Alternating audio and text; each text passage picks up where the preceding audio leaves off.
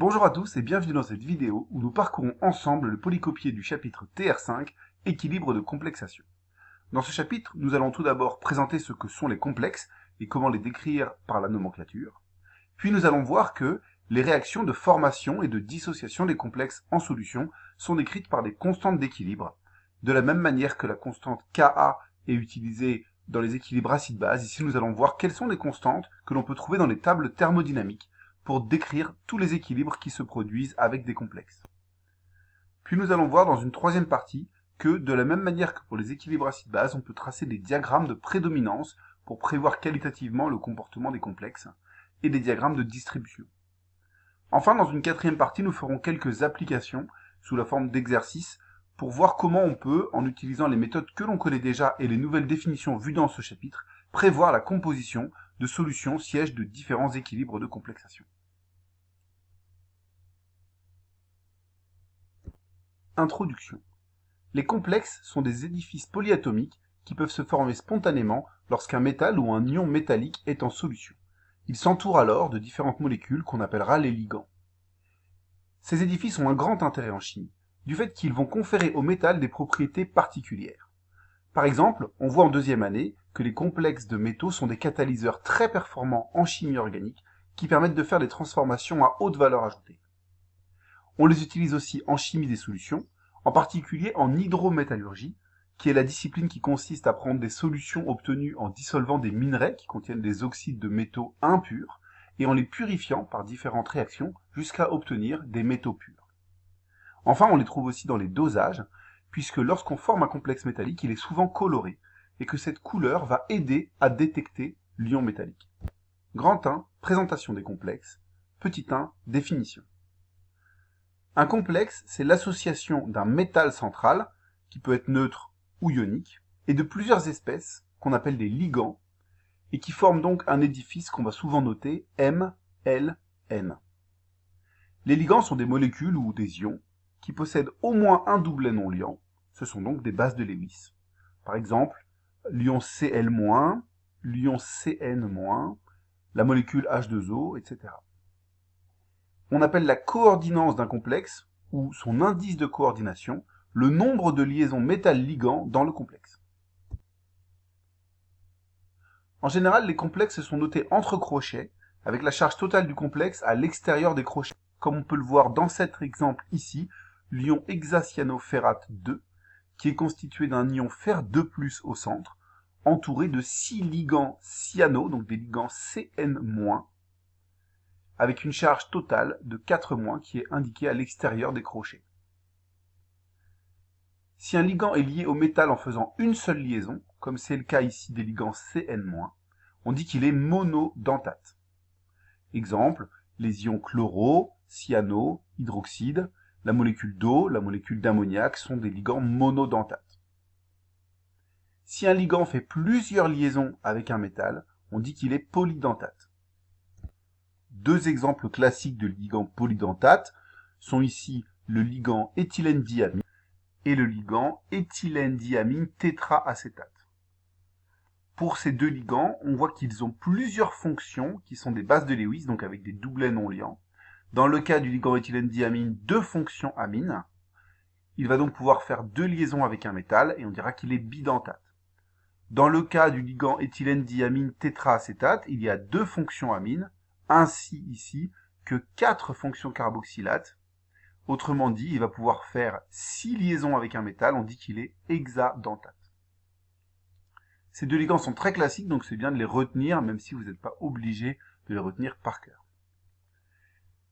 Autour d'un métal central, on peut faire au maximum 6 liaisons, avec une géométrie octaédrique, comme vous l'avez vu dans la géométrie VSEPR, puisqu'ensuite toute la place est prise et on n'a plus d'espace pour placer de nouveaux ligands.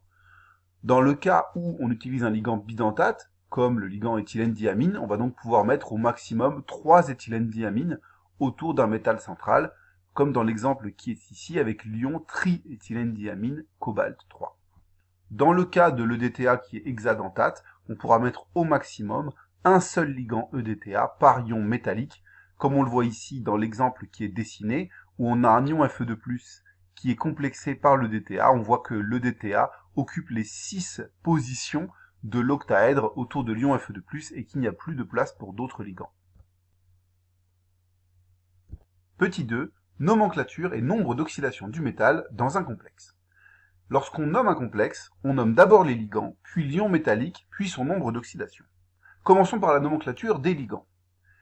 Si un ligand est anionique, il se terminera par la terminaison O. Par exemple, le ligand Cl- s'appellera chloro, HO- s'appellera hydroxo, H- s'appellera hydruro, et Cn- s'appellera cyano. Ce sont des exemples assez classiques qu'il est bon de retenir. Si le ligand est une molécule neutre, on le nomme simplement par le nom de la molécule. Par exemple, CH3NH2 s'appellera le ligand méthanamine, C2H4 s'appellera le ligand éthène. Il y a quelques exceptions à retenir, quelques noms communs. Par exemple, pour le ligand H2O, on dira aqua et non pas eau. Pour le ligand NH3, on dira amine et non pas ammoniac. Et pour le ligand CO, on dira carbonyle et non pas monoxyde de carbone. Le nombre de ligands sera précisé par un préfixe, mono s'il y a un seul ligand, di pour deux ligands, et ensuite tri, tétra, penta et hexa. Passons maintenant à la nomenclature du complexe entier. Premièrement, si le complexe est ionique, on commence par ion. Ensuite, on indique le nombre et la nature des ligands par ordre alphabétique. Puis le nom du centre métallique. Si le complexe est neutre ou cationique, c'est simplement le nom du métal. Si le complexe est anionique, ce sera le nom du métal plus un suffixe at. Enfin, on finit en indiquant le degré d'oxydation du métal dans le complexe, entre parenthèses, en chiffres romains. Il y a plusieurs méthodes pour trouver le nombre d'oxydation du métal dans le complexe. En voici une simple. Vous écrivez la formule de Lewis du complexe, et vous brisez les liaisons métal-ligand en attribuant à chaque ligand les électrons de la liaison. En fait, c'est la méthode que vous avez déjà vue pour déterminer le nombre d'oxydation d'un atome dans une molécule. Et c'est normal qu'on attribue les électrons aux ligands puisqu'ils sont toujours plus électronégatifs que le métal central. À noter que, quand on est habitué et qu'on sait déjà quelle charge ont les ligands une fois les liaisons brisées, on peut directement casser le complexe et voir quels sont les ions obtenus sans avoir besoin d'écrire sa formule de Lewis, ce qui permet de gagner du temps.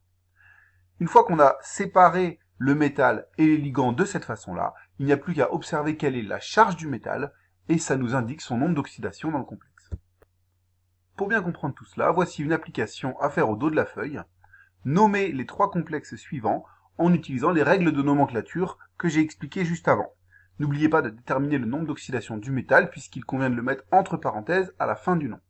Je vous laisse mettre pause sur la vidéo pour le faire et je donne la correction dans quelques instants. Voici la correction. Pour le premier complexe, on peut écrire sa formule de Lewis comme cela. Et ici, j'ai représenté les liaisons en rouge pour bien les mettre en évidence. Quand on brise ces liaisons en attribuant les électrons au ligand, on obtient deux molécules d'ammoniac neutres et l'argent porte donc la charge plus. Le nombre d'oxydation de l'argent est donc plus 1. Pour le nom du complexe, on commence par ion parce qu'il est globalement chargé, diamine pour les deux ligands amine, et ensuite simplement argent sans suffixe supplémentaire puisque la charge est globalement positive. On met entre parenthèses 1 pour indiquer que l'argent est au degré d'oxydation 1 dans ce complexe. Pour le complexe suivant, FeCN6, le tout 3-, sans avoir besoin d'écrire la formule de Lewis ici, avec de l'habitude, on sait que les ligands cyano correspondent à des ions Cn-. Autrement dit, lorsqu'on va briser le complexe, on aura 6 ions Cn-. Comme la charge globale est 3-, ça veut dire que le fer dans ce complexe est un fer 3+. Autrement dit, le nombre d'oxydation du fer est de plus 3. Pour nommer le complexe, on dira que c'est un ion, hexacyano pour les 6 ligands Cn-, et ferrate avec la terminaison at parce que le complexe est globalement chargé négativement. Entre parenthèses, on indique le nombre d'oxydation qui est ici de plus 3. Pour le dernier complexe, on a un cobalt, un ligand chloro et 5 ligands amine, le tout chargé de 2+. Lorsqu'on fait la séparation, de la même façon, en connaissant un peu les ligands, on sait que le ligand chloro est de type Cl- et que les ligands amines vont donner des ammoniacs neutres. Autrement dit, pour arriver à la charge totale de 2+, ça veut dire que le cobalt est lui-même chargé 3+, et donc que son nombre d'oxydation est de plus 3. Le nom du complexe, ce sera donc pentaamine chlorocobalt 3. On peut écrire monochloro si on veut préciser qu'il y a un seul chlore, mais ce n'est pas obligatoire. À noter pour l'ordre alphabétique qu'on a mis pentaamine avant chloro, puisque ce qui compte c'est le A de amine, qui est avant dans l'ordre alphabétique, le C de chloro, et non pas le P de penta, puisqu'en fait, le multiple ici, le nombre d'amines ne compte pas dans l'ordre alphabétique.